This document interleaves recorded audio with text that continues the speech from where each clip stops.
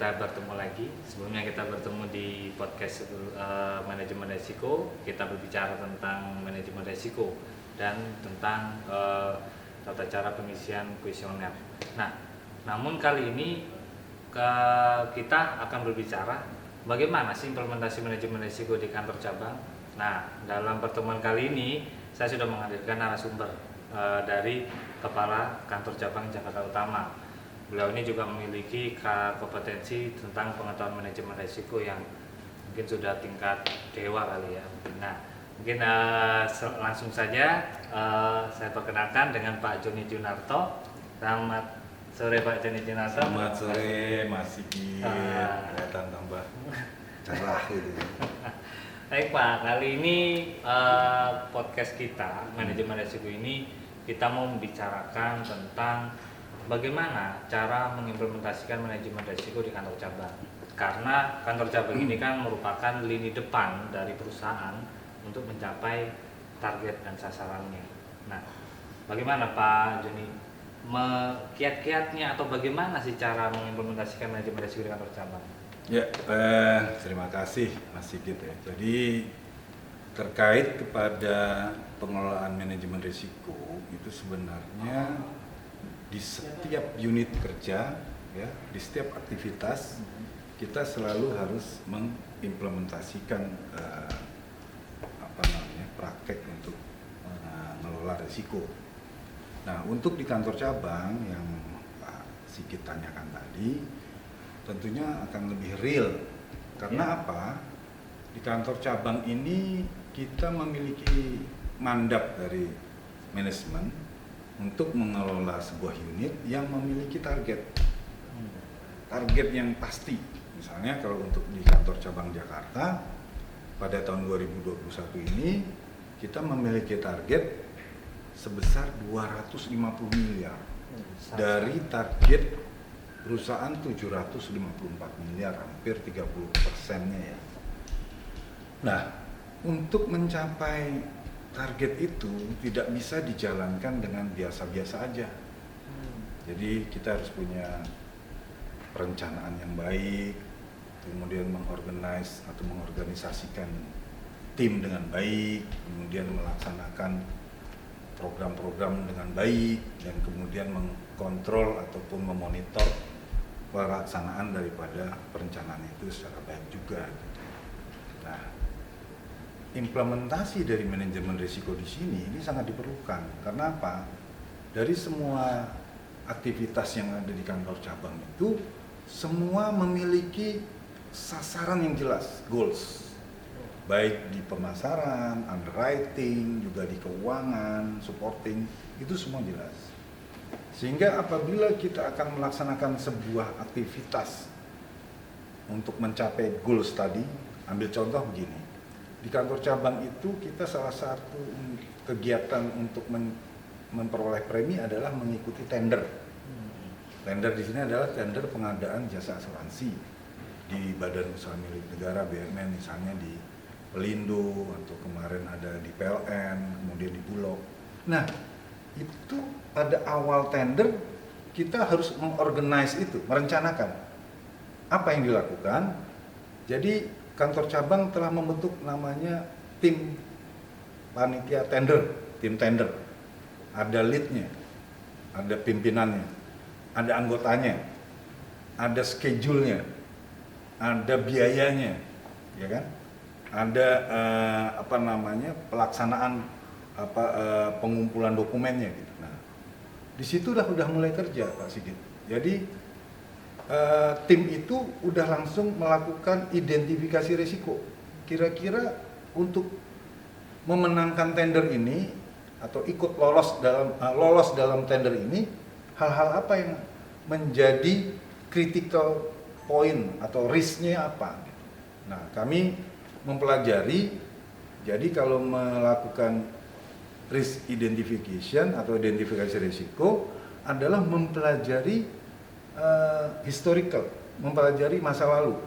Apa yang menyebabkan gagalnya kesertaan kita dalam tender misalnya?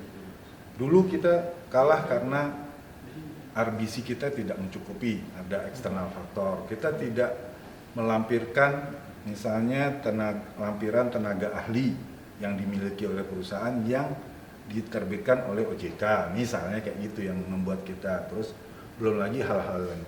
Nah, itulah kira-kira yang kita identifikasikan risiko-risiko tadi, kemudian harus kita antisipasi. Jadi secara teoritis kan kita melakukan identifikasi, kemudian kita lakukan assessment, pengukuran, kemudian yang menganalisa risiko itu pengukuran, kemudian kita lakukan mitigasi kan, mitigasinya ini mitigasi 1, mitigasi 2, kemudian kita review.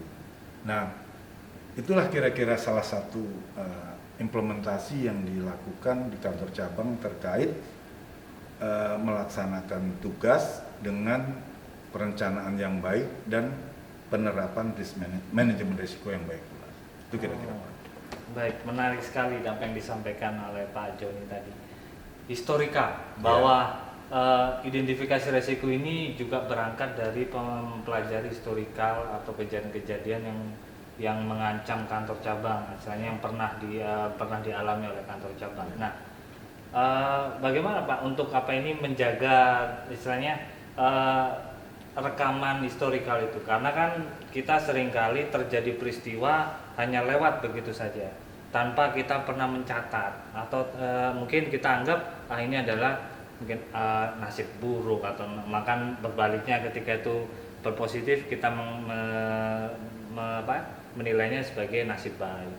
Nah, menurut Pak Joni bahwa sepenting apa sih kita mencatat peristiwa ini dalam sudut pandang Pak Joni, dan kemudian yang istilahnya ketika berjalan di kantor cabang, apakah semua harus dicatat atau apakah masing-masing orang harus bawa buku kecil terus dicatat atau bagaimana? Nah, bagaimana Pak Joni istilahnya menginstruksikan kepada bawahannya untuk aware, untuk sadar bahwa catatlah apa yang kejadian yang mengancam sasaranmu.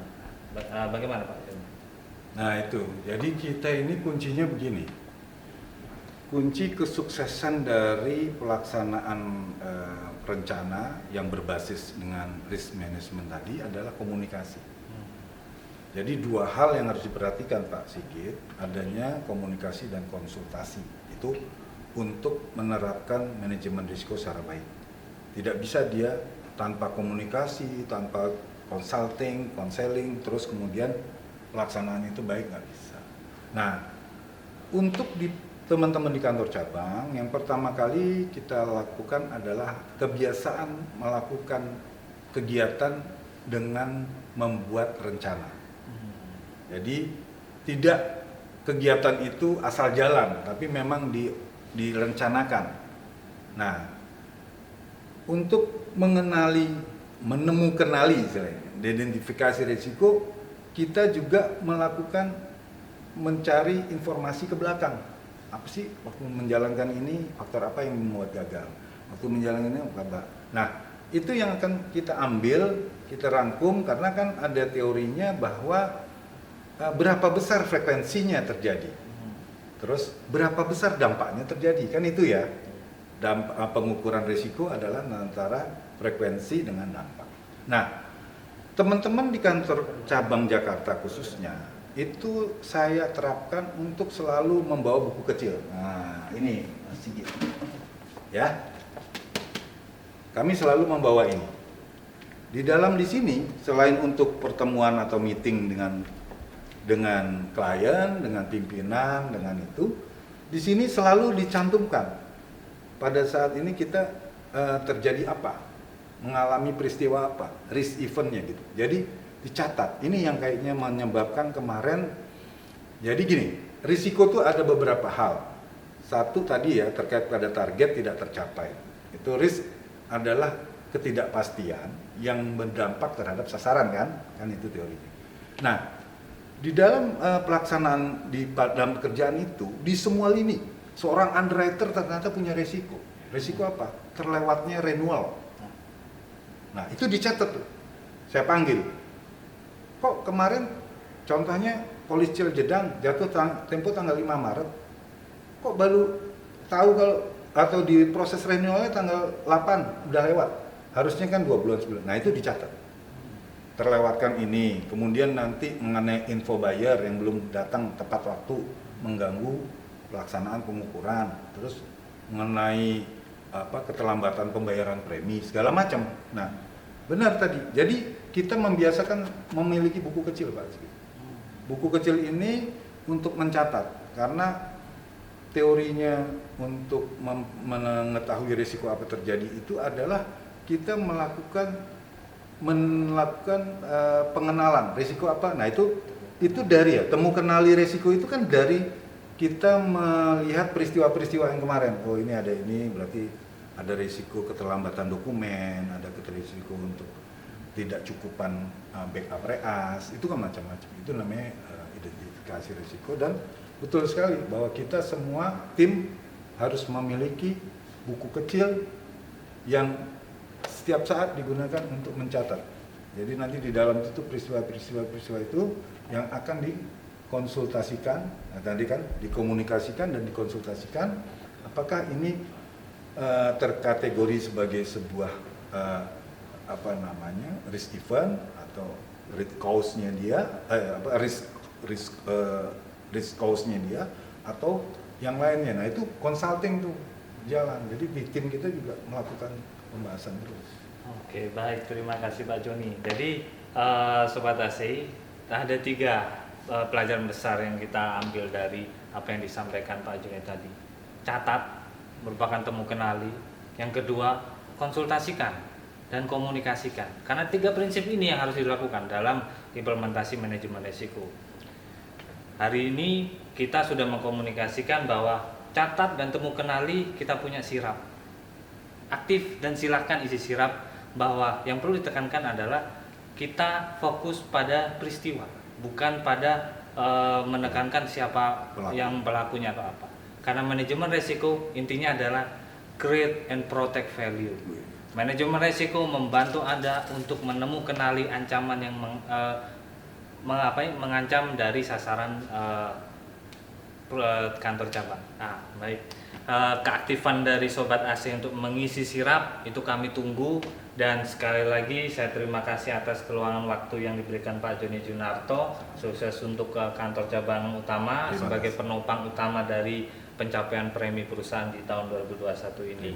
Baik, Sobat AC, kami akhiri dari podcast kali ini untuk implementasi manajemen risiko di kantor cabang. Untuk selanjutnya, keaktifan dari Sobat AC untuk mengisi sirap kami tunggu, dan sekali lagi salam create and protect value.